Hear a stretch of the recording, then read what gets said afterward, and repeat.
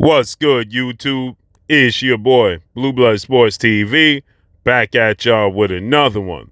So, four-division world champion, Mexican superstar boxer, who currently is the undisputed super middleweight world champion, widely considered by many to be the face of the sport of boxing, has all but officially announced that he will be facing off, that being Saul Canelo Alvarez, who is 59 wins, 2 losses, 2 draws, 39 big wins by way of knockout. He is 32 years of age, 5'8" with a 70-inch arm reach.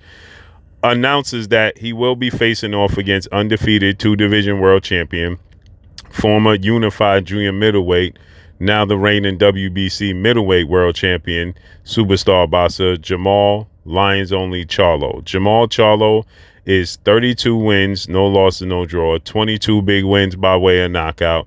He is 33 years of age, 6 feet tall with a 74-inch arm reach.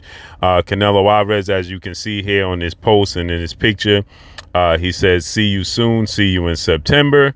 Done deal. PBC, Premier Boxing Champion, founder and advisor Al Heyman's, who he added." And he said that, I'll see you in September. Will be the second week in September. More than likely will be September 16th. Official date he did not announce. As you can see, he said this 30 minutes ago. He put it on his official social media page. This is not surprising in the least bit. Jermall Charlo, is inactive. Okay, Jermall Charlo has not fought since Juneteenth weekend of 2021, June of 2021, when he took on and defeated Juan Montiel Maceo. Okay, so he's inactive. He's never fought at 168. This is a good fight. Jermall Charlo is very athletic. He's bigger than Canelo Alvarez. He has power. He's fundamentally sound. He's technically sound. My only concern is that Jermall Charlo just has ring rust. Okay, he has ring rust. His mind is occupied. He's been dealing with personal issues outside the sport of boxing. He hasn't fought in 2 years, and he hasn't fought at 168 pounds. So that is my only concern with the fight. I don't believe that it's a cherry pick. I think it's a timing thing, by the way, of Canelo Alvarez. That's ultimately how I look at it. It's timing. Jermall Charlo is very talented, very skilled, very big, fundamentally sound, has power. He's undefeated. He's a 2-division world champion. So Jermall Charlo has all the tools to beat Canelo Alvarez. It's just the timing that bothers me, because when Jermall Charlo was at 154, Canelo Alvarez didn't show little to no interest in fighting Jermall Charlo. When Jermall Charlo was fighting at 160 and he was Canelo Alvarez's mandatory challenger, Canelo Alvarez showed little to no interest in fighting Jermall Charlo. Okay, he actually vacated the WBC title, and that was back in June of 2019. Right when Jermall Charlo was getting ready to face off against Brandon Adams in his hometown in Houston, Texas. He vacated the belts and moved up in weight. Okay, and Jermall Charlo was elevated to the WBC super champion. He then went on. He beat Brandon Adams unanimous decision. He then fought Dennis Hogan December of 2019. He knocked him out in the 7th round. He fought Sergey Derevyanchenko in September of 2020. He won a unanimous decision that was on pay-per-view, a doubleheader with his identical twin brother and undisputed junior middleweight world champion superstar boxer Jermall Charlo. And he beat Sergey Derevyanchenko unanimous decision. So he fought one time in 2020.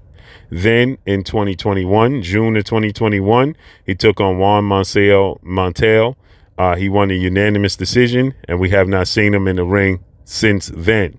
So that is my concern. It's not that this is a cherry pick. It's the fact that Canelo Alvarez has another option right there in his division and was offered $50 million to face off against the undefeated 2-time WBC super middleweight world champion, Mexican Ecuadorian superstar boxer, David the Mexican Monster Benavidez, who has 27 wins, no loss and no draw, 23 big wins by way of knockout. He is the WBC interim super middleweight champion. He's the mandatory challenger. He's 26 years of age, 75, 6'2" with a 75-inch arm reach, and he's coming off the biggest win in his career, March 25th, when he defeated the former IBF super middleweight world champion superstar boxer Caleb Sweetheart Plant. He's Canelo Alvarez's mandatory. Canelo Alvarez is making it abundantly clear that he's strategically moving around David Benavidez. Why is that the case? Because David Benavidez fights in his division. David Benavidez coming off the biggest win in his career in March, okay? Just 5 months ago, just 3 months ago, he fought. David Benavidez is active, okay? He's, in the division. He fights at 168 already. He's the WBC interim champion, and he was the WBC champion, okay, until he lost his belts on the scale. Now, he initially lost his belt due to recreational drug use outside the sport of boxing after he defeated Ronald Graville back in February 2018. He came back. He beat Jalen Love in March of 2019. He fought Anthony Durrell, who picked up the WBC super middleweight title. He beat Anthony Durrell in a 9th round knockout. He defended his title again against Alexis Angulo, right? And when he went to defend his title, he lost the belt on the scale because we was dealing with the global pandemic. He was stripped of the title because he missed weight. Then he knocked out, he beat Angulo, 10-round knockout. He fought Ronald Ellis, knocked him out in the 11th round. Kyron Davis knocked him out in the 7th. Fought David Lemieux, knocked him out in the 3rd. Then fought Caleb Plant. So he's active, and he's the champion, right? He's the unofficial champion. He was the king, seen as the king of the super middleweight division before Canelo Alvarez made this his home. Canelo Alvarez strategically moved around. As soon as David Benavidez lost his title on the scale, Canelo Alvarez petitioned to fight for that WBC title. And he fought Caleb Smith Caleb Smith at the time was the WBA super middleweight world champion. He fought Caleb Smith for the WBA title and the vacant WBC title. He picked up both titles. Then he defended the title against what was seen to be his mandatory challenger, okay, which was a close friend of his, which he did a favor just to stay active, okay, after he beat Caleb Smith, okay. He then fought Avni Yildirim. He won a 3rd round knockout. He unified the titles then against Billy Joe Saunders, who held the WBO title. He knocked him out in the 8th round. Okay, then he fought Caleb Plant and won an 11th round knockout. Became undisputed. David Benavidez is the mandatory challenger. He goes on to fight Dimitri Bivol at light heavyweight. Loses. Unanimous decision to Dimitri Bivol. Gets outclassed. Okay, has injuries that he claimed that he had, shoulder injuries, hand injuries.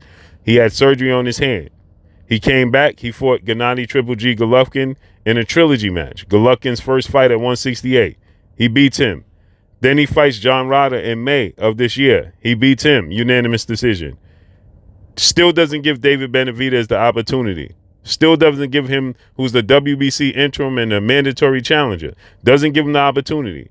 And now is going to pull up Jermall Charlo, who was fought the last time we saw him in the square circle 2 years ago, has been dealing with known personal issues and personally hasn't been in a mental space for boxing. Just hasn't been in that place. Not fought at 168. He's going to strategically move around David Benavidez, who offered him $50 million with the PBC to fight against Canelo Alvarez. He's going to strategically move around a fighter that's in his division, that was the world champion, the last piece to the puzzle to say that you absolutely cleaned out the division. And now he's going to pull up Jermall Charlo, who hasn't fought in 2 years, dealing with personal issues outside the square circle, and hasn't fought at 168. That's who he's choosing to fight. It's strategic. It's strategy. Again, I severely hope that we get the best version of Jermall Charlo we have ever seen in our lives, because they're choosing Jermall Charlo because they feel like the timing is correct, and they feel like he's not on his game, he's not on his A game, he's not on his square, and they liking this fight. I hope we get the best version of Jermall Charlo we have ever seen in our life. Point blank and period. So with that said, he's strategically choosing opponents. I like the Jermall Charlo fight if he was active. If Jermall Charlo had fought twice, even once in 2022 and once this year, I'm all for it. But he's inactive. And this is strategy because they feel like he's ripe for the picking, period. But that's all I got for y'all, man. Make sure you hit the like button. Drop a comment in the comment section. Let me know what y'all think. Y'all already know what it is. It's your boy Blue Blood Sports TV. Hate, like, comment, and subscribe. You haven't subscribed, hit the subscribe button, hit the like button, hit the bell icon, and get all the information. Follow me on Instagram at Blue Blood Sports TV, all one word. Y'all already know what it is. I'm signing off. I'm going. Peace.